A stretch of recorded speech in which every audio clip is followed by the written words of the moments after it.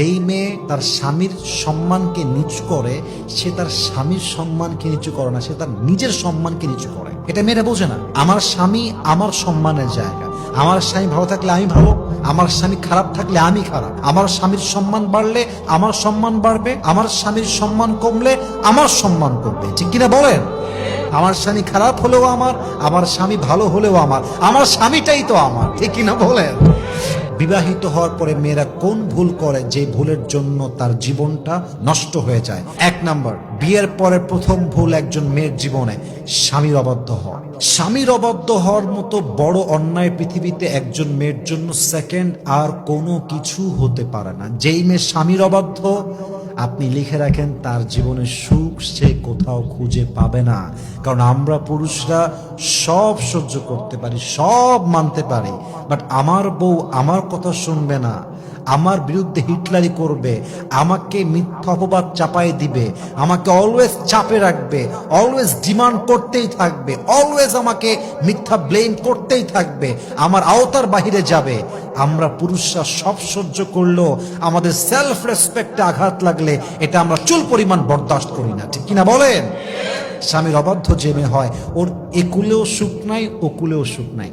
আপনি যদি স্বামীর অবাধ্য হন, এই স্বামী আপনাকে তালাক দিবে। আপনি সেকেন্ডলি আবার বিয়ে করবেন, ওখানে আবার মানবেন না, ওখানে আপনি আবার তালাক খাবেন। কি লাভ? অতএব বিনয়ী হন, স্বামীর কাছে নিজেকে একদম বিলীন করে দেন। স্বামী আমাকে যা বলবে হালাল হলে আমি মানতে বাধ্য। ঠিক কিনা বলেন? আপনি স্বামীর অবাধ্য হবেন না। 1 নাম্বার। 2 নাম্বার, বিয়ের পরে মেয়েদের জীবনের সবচেয়ে বড় ভুল হচ্ছে মেয়েরা স্বামীর খারাপ সময় আসলেই ব্যাস রূপ চেঞ্জ। বলেন তো সবাই এরকম মেয়ে আছে না নাই? ভালো সময় আসলে স্বামীকে বলে আই লাভ ইউ জান, তোমার মতো ভালো কেউ হতে পারে না, তুমি সফল পুরুষ, তুমি আমার জীবনের সবচেয়ে সেরা মানুষ। আর খারাপ সময় আসলেই যেই বউটা স্বামীকে সবচেয়ে বেশি ভালোবাসতো সেই বউটার রূপটা পর্যন্ত চেঞ্জ হয়ে যায়। ঠিক কিনা বলেন? আমি আমার পার্সোনাল লাইফে দেখেছি, এটা আমি কখনো এর আগে বলি নাই, আজকে বলছি ফার্স্ট টাইম। আমি আমার পার্সোনাল লাইফে দেখেছি যেই মেয়েরা স্বামীর সঙ্গে খারাপ সময়ে সময় দিয়েছে, তার হাতটা শক্ত করে ধরেছে, তার পাশে দাঁড়িয়েছে এবং সাপোর্টিভ একটা রোল প্লে করেছে, আল্লাহ তাকে সুখের জীবন দিয়েছে। একটা সময় গিয়ে সে সুখের জীবন পেয়েছে, একটা সময় গিয়ে তার স্বামীকে আল্লাহ তাআলা সামর্থ্যবান বানিয়েছেন। আর যেই মেয়েটা স্বামীর সঙ্গে বেঈমানি করেছে, স্বামীর সঙ্গে খারাপ সময় রূপ চেঞ্জ করেছে, একটা সময় আসে এমন যখন এই মেয়েটা কোথাও আর ঠাঁই পায় না। ঠিক কিনা বলেন? স্বামীর খারাপ সময় আসলে don't change your character, don't change your face, change করবেন না। স্বামীর ভালো হলেও আমি আছি, স্বামীর খারাপ হলেও আছি আমি। আমার স্বামী খারাপ হলেও আমার স্বামী ভালো হলেও আমার স্বামীটাই তো আমার। ঠিক কিনা বলেন? অতএব স্বামীর জন্য অবশ্যই সাপোর্টিভ রোল প্লে করবেন, আপনার জীবনটাকে সুখময় করবে একজন, তিনি কে? 3 নাম্বার, অনেক মেয়ে দেখবেন স্বামীর বাড়ির কথা অন্য বাড়ি দিয়ে লাগায়। স্বামীর বাড়ির কথা হচ্ছে 4 দেয়ালের মাঝে সীমাবদ্ধ। এটা বাহিরে বের করলেন মানে আপনি শেষ, আপনার সব শেষ। অনেক মেয়েরা এটাকে খুব ইজি মনে করে যে আরে আমি বলতেই পারি, কি ব্যাপার, বলা যায়, সমস্যা কি? বোনের বাসায় গিয়ে বলে, বান্ধবীর কাছে গিয়ে বলে, মায়ের কাছে গিয়ে বলে।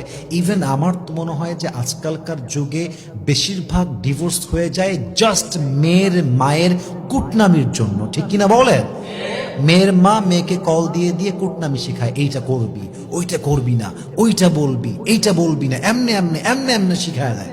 আর মেয়েটা যখন ওরকম অ্যাক্ট করে মায়ের কথা অনুযায়ী, পুরুষের মন থেকে উঠে যায়। এই জন্য মেহেরবানি করে স্বামীর বাড়ির কথা স্বামীর বাড়িতেই শেষ। যখন মায়ের বাসায় যাবেন ভিন্ন বিষয় আলাপ হবে, স্বামীর বিরুদ্ধে কোনো কথাই হবে না। স্বামী আমার ভালো হোক, স্বামী আমার খারাপ হোক, স্বামী একমাত্র আমার। স্বামীর ব্যাপারে খারাপ কথা বলা মানেই মাথায় রাখবেন, যেই মেয়ে তার স্বামীর সম্মানকে নিচু করে সে তার স্বামীর সম্মানকে নিচু করে না, সে তার নিজের সম্মানকে নিচু করে। এটা মেয়েরা বোঝে না। আমার স্বামী আমার সম্মানের জায়গা।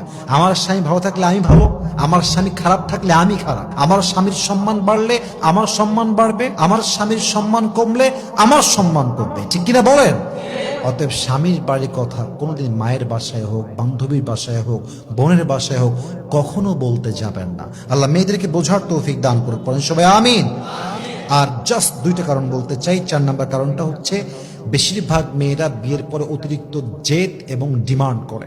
যেই মেয়েরা জেদি হয় সংসার তাদের জন্য নয়।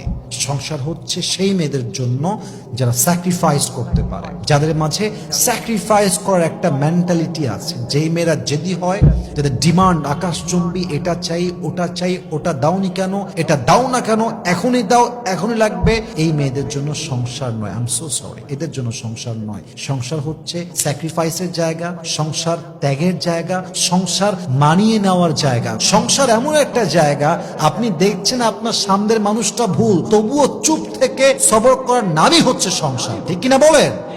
অতএব সংসারে গিয়ে জেদ করবেন না, ডিমান্ড করবেন না।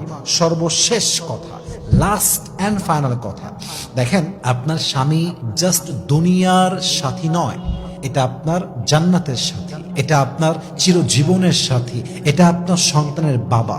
অতএব স্বামীর কাছে যখন যাবেন, যদি আপনার জীবনে এমন কোনো অতীত থাকে, এমন কোনো দাগ থাকে, এমন কোনো বিষয় থাকে যে বিষয়টা উল্লেখ না করলে বিয়ের কয়েকদিন পরে প্রমাণিত হয়ে যাবে, আমি আবারও বলছি, এমন কোনো চরিত্রের দাগ, কলঙ্কের দাগ যা আপনার স্বামী জানলে আপনাকে তালাক দিতে পারে, আপনার সঙ্গে সংসার ভাঙতে পারে, এটা বিয়ের আগে বলে দেন যে দেখেন আমার অবস্থান এইরকম এবং এটা আজ হোক কাল হোক প্রকাশিত হয়ে যাবে আপনার কাছে। অতএব আমি আগেই সারেন্ডার, আমার এই মিস্টেকটা আছে, আমার এই কলঙ্কটা আছে, হতে পারে আমি ডিভোর্সি, হতে পারে আমার অন্য কোথাও অবৈধ সম্পর্ক ছিল, হোয়াট এভার ইট ইজ, যেটা প্রকাশিত হবেই একদিন, এটা আগে বলে দেওয়া উত্তম। কারণ আপনি যখন আপনার চরিত্রকে গোপন রেখে বিয়ে করেন, আপনার স্বামী আপনাকে ভালো ভেবে বিয়ে করে, আর যখন বিয়ের পরে চরিত্র খারাপ প্রমাণিত হয়ে যায়, আপনার স্বামীর মনটা ভেঙে চুরে চূর্ণ বিচূর্ণ হয়ে যায়, ঠিক কিনা বলে?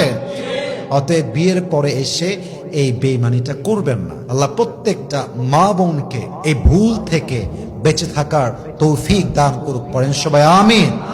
এবং প্রত্যেকটা মা বোনকে আল্লাহ তাআলা এই প্রত্যেকটা বিষয় থেকে সাবধান হয়ে চলার তৌফিক দান করুক, পড়েন সবাই আমিন।